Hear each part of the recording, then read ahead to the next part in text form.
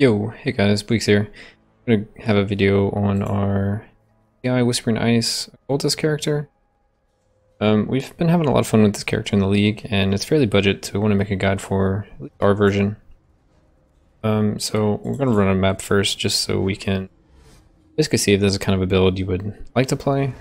You can see how it plays and what it kind of feels like. You don't really have a real movement skill. You're using Flame Dash everywhere. But as you can see, like, it still clears pretty well, pretty quickly, and I die somewhere. Even without like a movement skill, kind of depends on your map. Like, we went with Toxic Sewer this league as our Elder Shape map, so a lot of builds work really well on this map. Some builds don't work as well. Really depends if your build excels in closed maps or is better in open maps. So it's just one thing to think of. You only like doing certain maps, that this one's going to be stronger in like a closed map, potentially. I mean, obviously it's still going to be fine in any map. But you're going to be able to go faster with a closed map.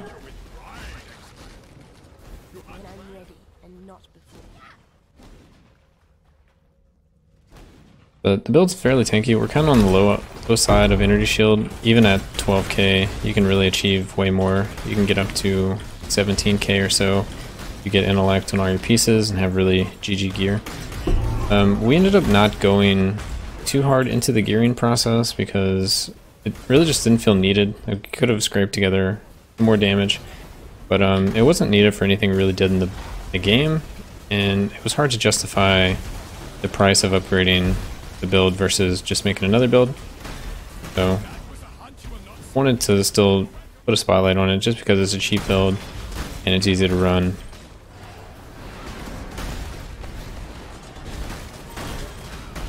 There are times where you get a ton of ice storms on the screen and it kind of slows things down, but depending on your computer, it may or may not be an issue with you if you're playing the build. Anyway, try to speed this up a little bit. I can appreciate a killer. No, not again. Please. I should just come back and loot, but oh well. Kind of do it like I normally would play. Yeah, like I would normally play the maps.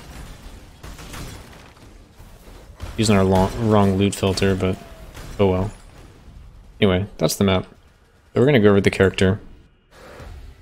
Really, I say it's budget because really all you need for the build is Whispering Ice. Whispering Ice you can run off of a 2-link with Winter Orb and Castle Channeling, but if you want to min-max it more, you're going to want at least a 5-link because you want some of these gems to also apply to the Winter Orb in addition to the Ice Storm. So Winter Orb, World Destruction, Gold Pin, Greater Multiple Projectiles, and Castle Channeling is what we use. And all of that applies to Winter Orb, so we have that linked.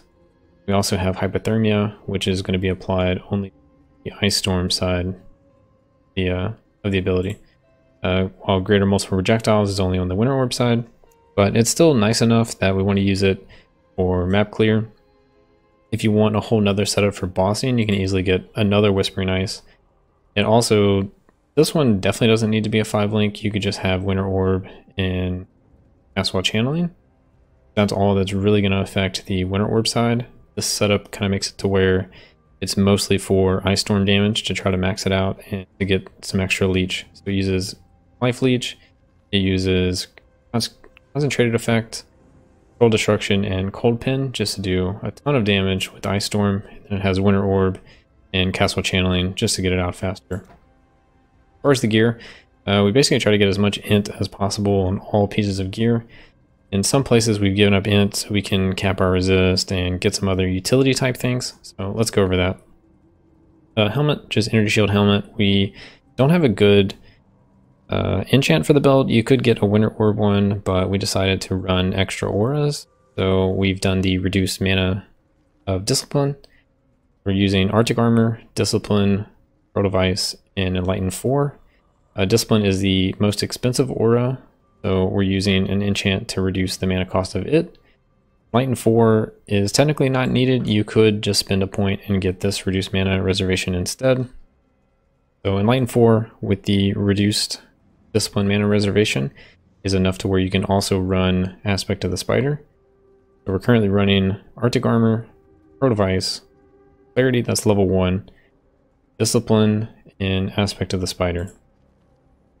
Moving on to our Amulet, it's basically as much attributes as you can get. You really want to get the percent increase attributes and the increased damage per 15 intelligence. When you get that, the rest of the Amulet can be kind of up in the air. Ours is pretty decent because we can use 5 of the 6 stats. The life regen is kind of wasted. Of course, we would love to have like plus 30 all attributes, or 40 or 50 intellect instead, or some other resist to free up more suffixes on other pieces of gear. Anyway, so one ring we just have intellect and flat energy shield with as much resist as we could get. This was kind of our perfect ring for Wise Oak. So without it, our resists are kind of all over the place. With it, it fixes everything perfectly. Our other ring, this one is more of an interesting one. We're doing a different version, so we're using a dual curse occultist. So we have intellect, cold res, and warlord's mark as our 3 suffixes. Crafted, increased damage as a prefix. Let's look at chest. So chest is just as high energy shield as you can get. We just bought this chest, but you could roll it yourself.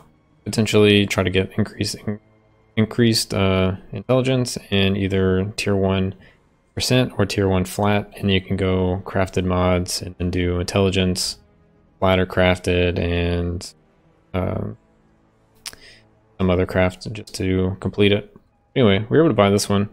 I think we paid 3x for this, and you only really need a 5 link, but you can do well even without this. You really just want to get high energy shield and the percent intelligence. You could also have resist or whatnot on here. We're just going to go over the gear, then we'll go over the gem links. So this, we have Aspect of the Spider we put on it. We have our resist and just as much energy shield as we could get. Also, the supported by blind is kind of useful here because it actually allows our Whispering Ice to blind enemies, because it gives you supported skills are supported by blind, but it also gives you the percent global blind, 8% chance to blind enemies on hit, which works with the Whispering Ice, which works with the Winter Orb. So we have a lot of blind when we're just generally mapping, which is very nice for taking less hits. Our boots, just intelligence, movement speed, and lightning resist. We tried to get as much movement speed as possible just to speed up mapping. So that should be all with the gear. Oh, a sloping coil, just kind of best in slot because it's increased attributes. And you can get a good corruption, great. If you can get a good corruption, great. If not, then it is what it is. They're really expensive because of Hoa builds right now, but you can just get like a 15%, that's good enough.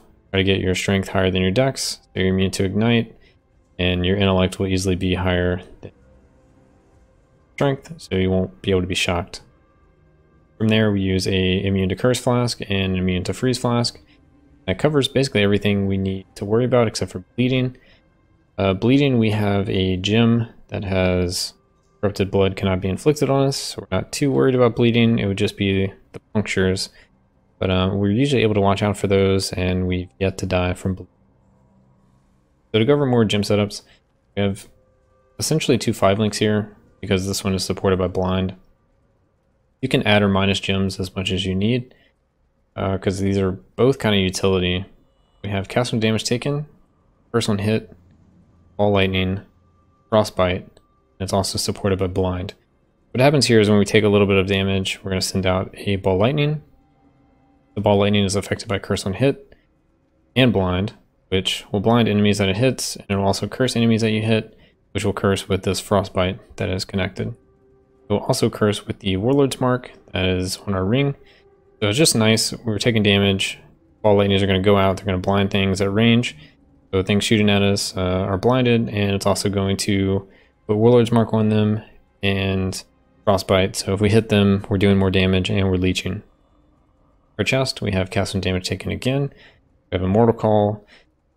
Frost Bomb, Increased Duration, and Righteous Fire.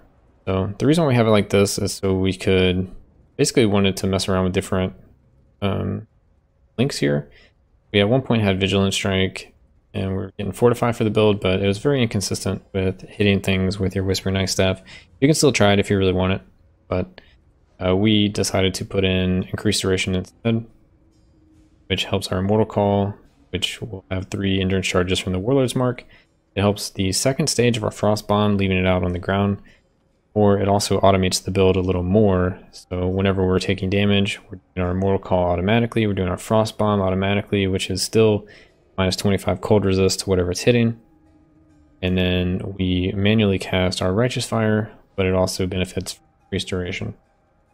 Last gem in the chest is the Clarity, and that is just for our Watcher's Eye.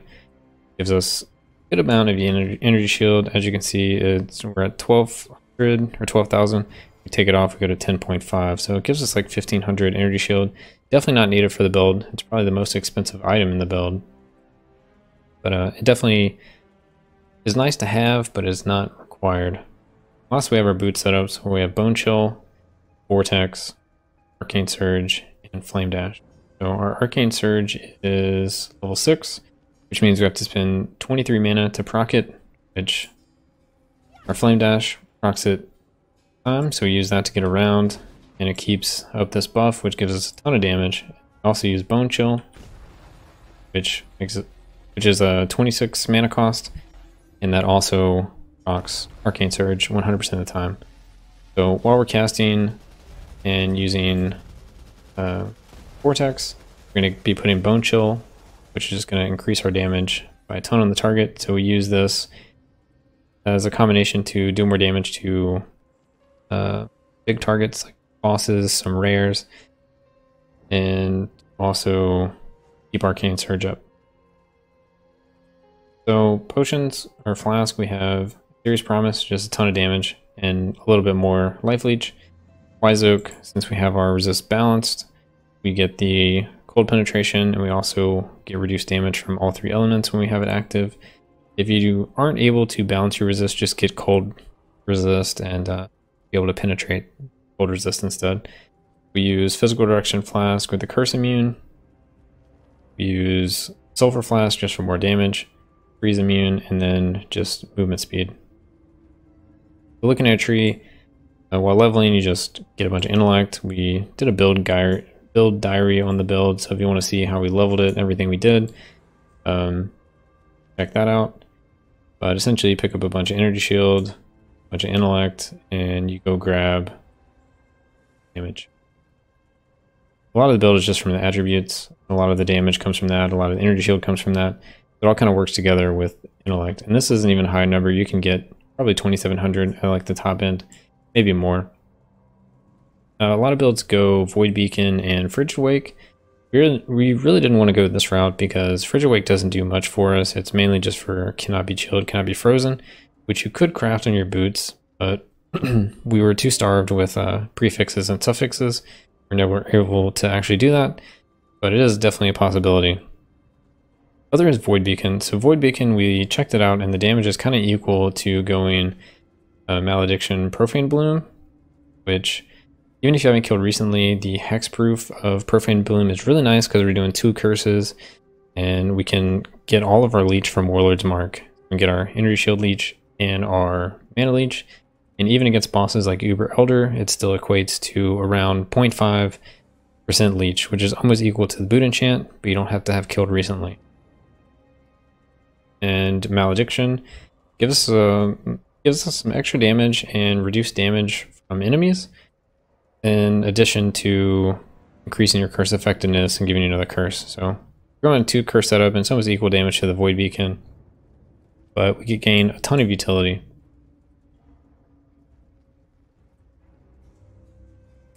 For Pantheon, we go Soul of Solaris and Soul of Urgol. We switch between Soul of Urgol and Soul of Gruthgul, depending on what we're doing. For mapping, we'll use Soul of Gruthgul and Soul of Solaris. If we're doing bosses, we'll go Soul of Arcali and Soul of Urgol, just for the reduced cold damage on this side, and if we've stopped taking damage from all of the damage over time stuff that Shaper and Uber has, then we just leech that much faster. But everything else, we just go for the physical reduction, the reduced attack speed. I